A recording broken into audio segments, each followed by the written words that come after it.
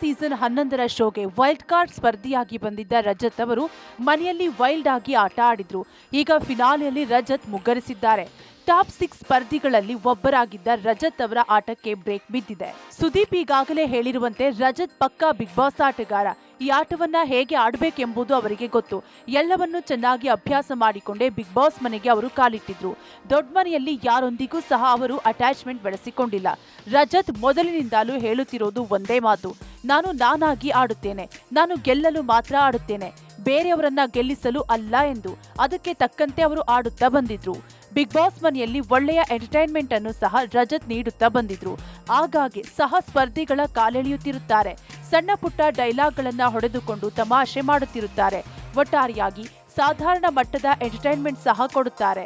ಇದು ಅವರ ಗೆಲುವಿಗೆ ಕಾರಣ ಆಗಬಹುದು ಎಂದು ಫ್ಯಾನ್ಸ್ ಅಂದಾಜಿಸಿದ್ರು. ಆದ್ರೀಗ ಎಲ್ಲವೂ ಉಲ್ಟಾ ಆಗಿದೆ. ಬಿಗ್ ಬಾಸ್ ಮನೆಯಿಂದ ಅವರು ಔಟ್ ಆಗಿದ್ದಾರೆ. Digital desk, public music.